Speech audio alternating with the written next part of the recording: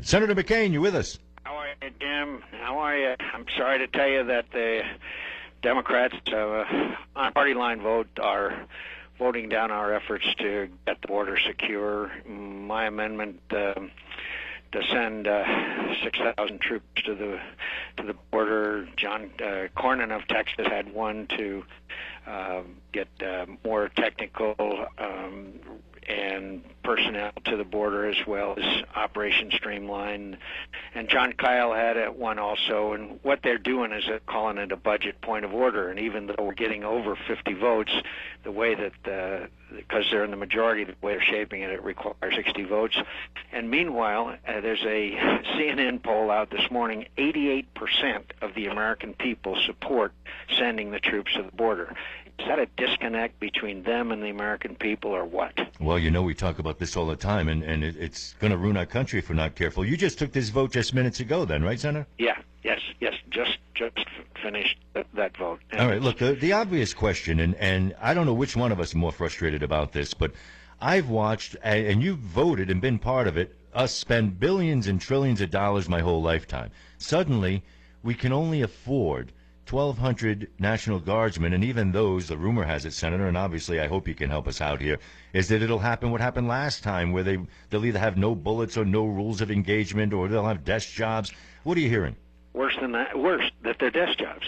And the one of the major aspects of why we want the Guard on the border is because we are told by our Border Patrol that the presence of an American in uniform has an incredibly intimidating effect on the drug cartel guys, because the only institution that they respect in Mexico is the Army, and so it has a salutary effect just that person being there. So what did they? Look, this was obviously a political ploy on the part of the president to try to placate the American people. As I say, 88% want troops to the border. 1,200 is not enough, Jim. We need 3,000 on the Arizona border, and we need 3,000 additionally, and we need to complete the fence, and we need to improve our surveillance capabilities. We can do all that. Well, and Senator, the politics as usual. I mean, you being long-term there, you catch some of the grief whether or not you deserve it just from being in, because here's what we see.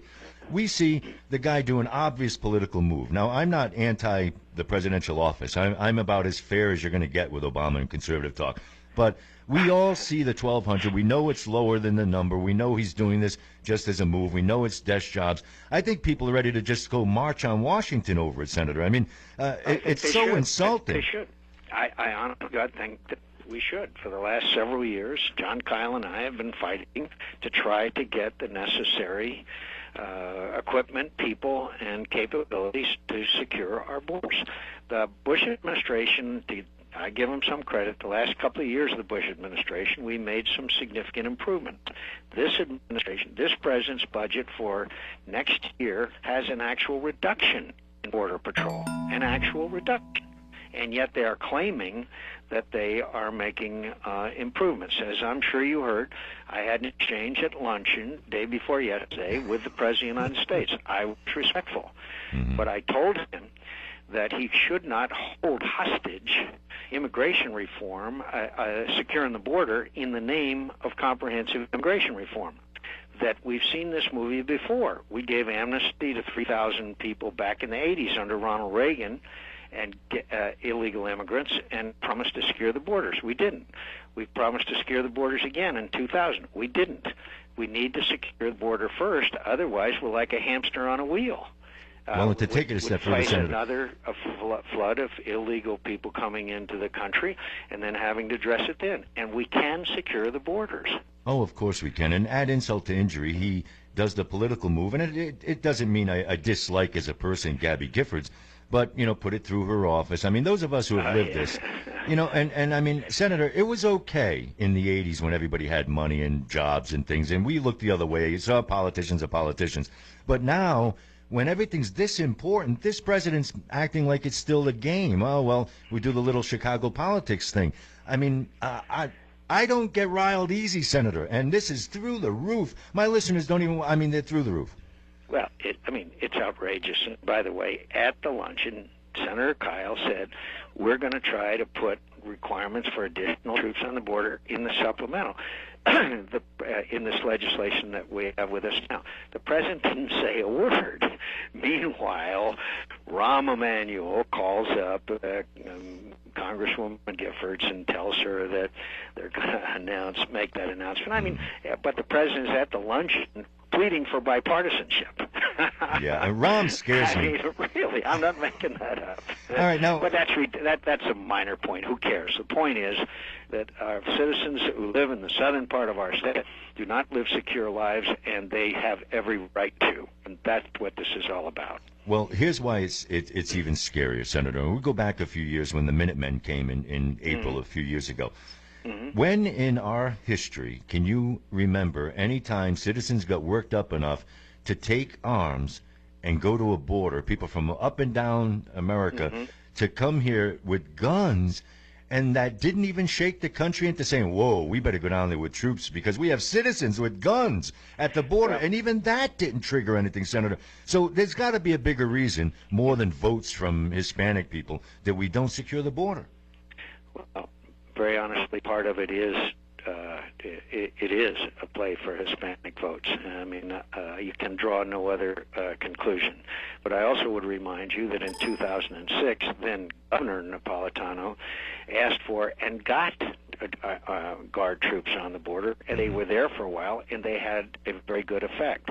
We're not asking, John Kyle and I are not asking for these 6,000 Guard troops to be there permanently. We're asking for them to be there while we train the additional Border Patrol, acquire the UAVs, the additional UAVs, complete the fence so that we can then send them back to their other duties with a secure border.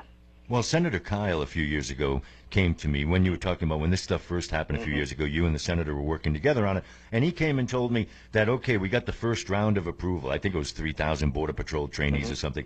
And my naive question at the time is, why aren't we training 50,000? I mean, it cannot be money. You're not paying their salaries up front for a year. You're paying daily. I mean, we can afford that if we can spend money or give billions to Mexico for the border. If you can spend what actually is $1.1 trillion on a stimulus package that was going to bring unemployment down to 8%. It's now 9.9, and we can't spend the additional money to secure our border too. It's a matter of national security. And by the way, I'm bringing this four-star admiral who's the head of the Northern Command that has responsibility for Mexico down to Tucson on the 1st and down to the border, so we can try to get more of his involvement and that of the military assets involved in getting the border secured, including additional help with UAVs. UAVs have been very effective, Jim. They're very good at surveillance. We learned a lot in the war in Iraq about surveillance, and I'm not talking about fighting. I'm talking about surveillance, and we can employ some of those lessons learned to great effect, in my view. No, and we have no doubt. No one questions either the Border Patrol's ability or our technology's ability to do this if we want to do it. But when you have Eric Holder, Attorney General, who it will willy-nilly diss our bill, for lack of a better way of putting it, I know. See, here's where you have to be more careful than what you say than I have to. There's no way these men are stupid enough, Senator, to not know that the bill doesn't say these things. It's an 8 to 10 page bill. I read it 20 times myself. The President and the Attorney General know what's in the bill, so they're doing it for political reasons. Yes? Absolutely, and it's disgraceful. And I tell you, there's two things disgraceful. One is that the Attorney General and the President and the head of Homeland Security would make comments about a bill they haven't read. I mean, that's unbelievable, and make a statement that the law could lead to abuse of the law. Every law you pass could possibly lead to abuse. The second thing is this idea by our representative and other figures that we should boycott our own state and harm the economy and business of our own state is, to me, despicable and disgraceful. All right, I know you don't have much time. I want to ask you a financial question. You agree? Because, you agree, by the way? Oh, God. I spend 2 hours a morning on that because Again. How could 30% of our population are Hispanic? How could Congressman Grijalva and this guy Gutierrez want to hurt their own people? I don't understand that. Senator, this whole thing isn't real. I just said on the air before we got you on the phone, if you move to Tucson like I did 12 years ago, everybody's Hispanic. So this knowledge, this concept of like a Sharpton type that, oh, I'll walk down the street and let's just dare someone to come. Well, unless you're robbing a bank, Mr. Sharpton, we've been talking with people with accents and dark skin, and we love them, and there's no problem. So I don't understand it. It's insulting an entire state, police forces. It's just, I've never seen anything so un-American happen in my lifetime. And you have copies of the bill. I have copies of the bill. It specifically states there has to be reasonable suspicion to stop someone, and then there has to be reasonable suspicion to check on their immigration status. And by the way, it is a federal law that anyone in this country that is not a citizen must have their papers with them at all times. That's a federal law. Right, and all they need here is their driver's license. No big deal. Hey, look, I'm going to give you a magic wand, Senator, a financial magic wand, and hit you with one question, because we always talk about smaller government on this show, and I would probably imagine I'm libertarian if I wanted to characterize, because we just need to shrink, and everybody agrees with that. So a listener wrote balanced budget amendment of the Constitution just for openers, okay? Across the board, spending cuts back to last year where we increased domestic spending by 20%. The size of government has doubled since 1999. I repeat that. The size of government has doubled since 1999. Wow. We have to have overall, what's the difference between the city of Tucson that I think had to make a 20% budget cuts, as I recall, and Washington, D.C. that increased spending by 20%. We print money. We must have a balanced budget amendment to the Constitution to start with, just for openers. That should be our first pledge to the people of this country. And you know we blew it during the Bush years when we let spending get out of control. And the earmarkers and pork barrelers were in charge, and it was disgraceful, and it led to corruption. Well, how much of a percentage should we spend? In other words, after World War II, we've averaged almost 19% of the portion of GDP that we spend. But it's been low. It's been 11% in the 40s, and then it was 25%, projected for this year. Yeah. If you could pick the percentage of the GDP that you feel that should be spent. Part of it would be dependent on our commitment to Iraq and Afghanistan, as you know, because that is.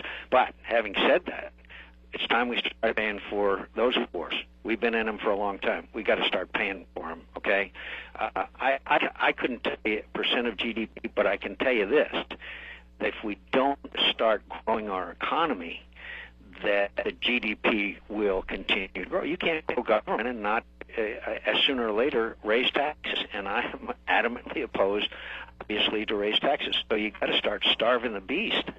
You see what I mean? Mm-hmm. You got to learn to say no. That's all. I think that some people know how to do it, but other people. We got a bill here right on for $30 billion. Okay, for a quote emergency supplemental. That means you don't have to pay for it. That's what the word emergency means. $30 billion additional, and they're going to pass it probably sometime tonight. And we have no money for the border, though. No, but yes. Not enough for the border. Senator McCain, always a pleasure, sir. Thank you. We'll talk to you when you come back in town.